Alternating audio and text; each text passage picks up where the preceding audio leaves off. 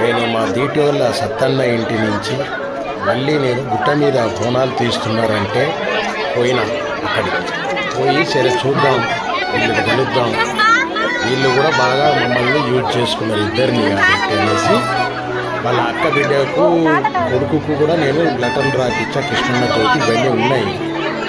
ఇది మొత్తం ఇంత పెద్దగా అయిందంటే విషయాలు ఉన్నాయి కొన్ని అవి ఎట్లా చూపిస్తున్నాను చూపిస్తున్నాను అందుకే నేను తీశాను. చూడండి నేను అబద్ధాలు చెప్తున్నాను మొత్తం.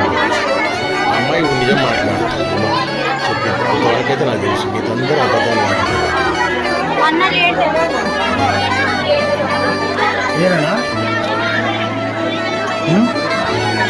నాకు చిన్నపిల్లలంటే పంచ ప్రాణం. దివ్య పెళ్ళి అయితే ఇప్పటికి ఏదో ముగ్గురు పిల్లలు ఉండాల్సింది. వాడు ఎందుకు చెప్పిండు అట్లా? ఫోన్ చేసిన నేను, ఐశ్వర్య నెంబర్ నా దగ్గర ఉంది.